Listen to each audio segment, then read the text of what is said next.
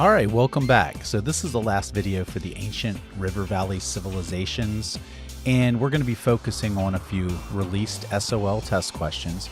And the good thing about that is it's going to help you when you see similar questions if you take a citywide test like a CSA or a benchmark of some type, and then also the SOL at the end of the year. So remember, with release test questions, they used to be real test questions, but they're out of circulation. They don't have the same questions all the time. They rotate them. But the main thing you should be paying attention to is the style of question, the way that they ask questions in a specific way.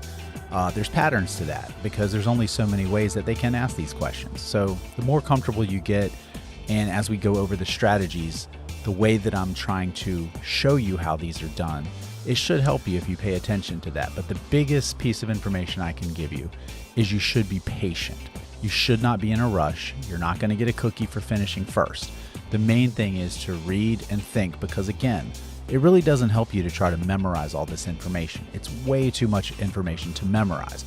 But if you see and use some of this information, so for example, you can go back and watch the introduction videos again, particularly with geography and religion. The more you come across those aspects of history, you'll be more familiar with them and more comfortable with them. Repetition with anything always helps you master a skill, whether it's sports, school, whatever. The more you use something, the more you do something, the more you're around it, the better you're going to be with it. Okay, so let's take a look at our first question. The answer choices, because there's no graphic. First, we have A, the cities had an organized pattern of streets. So we have talked about cities. We've talked about city-states and empires and kingdoms. That had to do with government. B, the farms produced annual crop surpluses. We definitely talked about surpluses. That's when you have more than what you need. So a crop surplus is you have more food than what you need. So you trade the extra. Then you have goods. We definitely talked about goods. What do you do with goods? You trade them. They're imported from coastal cities, and then houses were constructed with baked bricks. That's not familiar. So when we look at the question, it says centralized government. Well, just on our first pass through, we talked about cities are a structure of government, a political structure. So that's probably your right answer. Farms, again, economic. Goods, economic. And the last one we really didn't talk about. So A would be your correct answer because, again, cities, that is a political construct. Cities are designed for the use of the government. The others are economic, and the last one we really didn't talk about.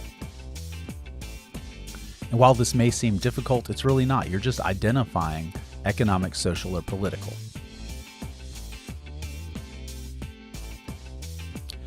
Okay, next up, we look at the answer choices, the Analects. We've not heard of that.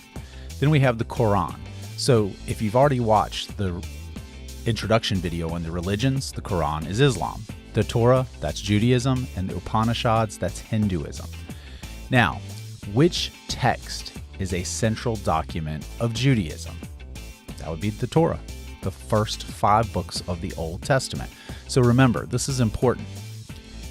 A lot of people have trouble with the Torah, but all it is when you open up the Bible, the Old Testament, the very first 5 books, Genesis, Exodus, Leviticus, Numbers, and Deuteronomy. That's the Torah. And the point is, it's telling the story of the Hebrew people. It's telling what happened to them and what they believe in.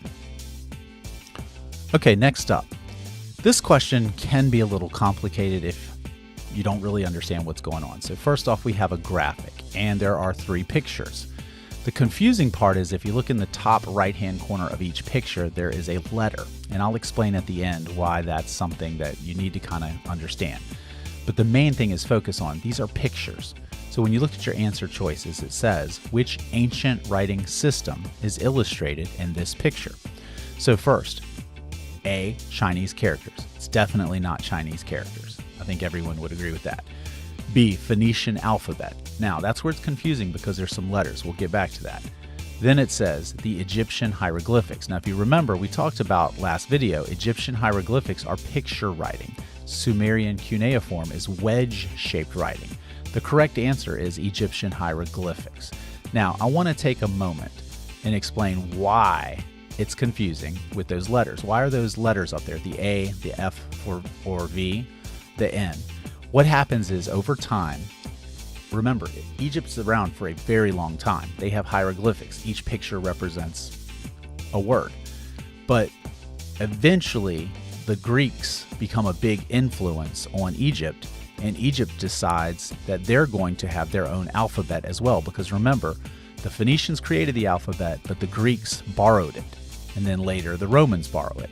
So the Egyptians decide they're going to do the same. So their alphabet is based on pictures, but that's something down the road. It's not something you need to be concerned with for now.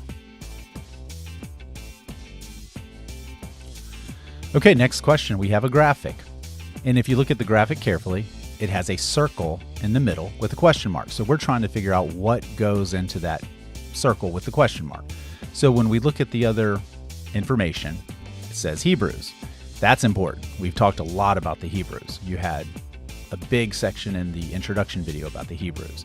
So then we have standards of religious conduct and moral code. Remember, your morals are what you believe is right and wrong. So down at the bottom, which of these best completes the diagram? We have Vedas, we have Upanishads. Now, if you remember from the introduction to religion, those are both Hinduism. Then we have the 12 tablets. Now, that's something you're going to learn about in ancient Rome, and they're the 12 tables. So there is no 12 tablets. That leaves the 10 commandments, and if you remember, those are moral laws. Next, we have 4 answer choices. No graphic. You're probably like, thank goodness, I'm tired of the graphics. But anyway, it says there is an eternal struggle between good and evil. Beings undergo many cycles of rebirth. That should give you a clue right there, rebirth. You remember that? It's associated with Hinduism. Okay, past actions control the destiny of each person. And then there are many gods and goddesses in existence. Oh, that's familiar. So the question now, the defining characteristic of polytheistic religions is the idea that there's many gods and goddesses. Polytheism, many gods and goddesses. All right, so that brings us to the end of the ancient river valley civilizations. Next up, we're going to be talking about Persia, India, and China. It's not the longest unit. A lot of it's already covered in the religion introductions, so it should be pretty short compared to this one. Hopefully you enjoy the Assassin's Creed video clips in the background. This is the Pharos, or the Lighthouse of Alexandria. It no longer exists, but it was one of the 7 wonders of the world. And this actually took place when the Greeks were more influential towards the Egyptians. So again, remember the graphic we saw last video of the different time periods through ancient Egypt. Egypt's been around for such a long time. And that's one of the biggest things with them, is they're so influential because the pyramids were created thousands of years ago, but then they kept advancing, they kept developing, they go under Greek influence, then Roman influence, and so on. So hopefully you enjoyed this video. Again, go back, watch them again if you need to, pause, replay if you need to. See you next time.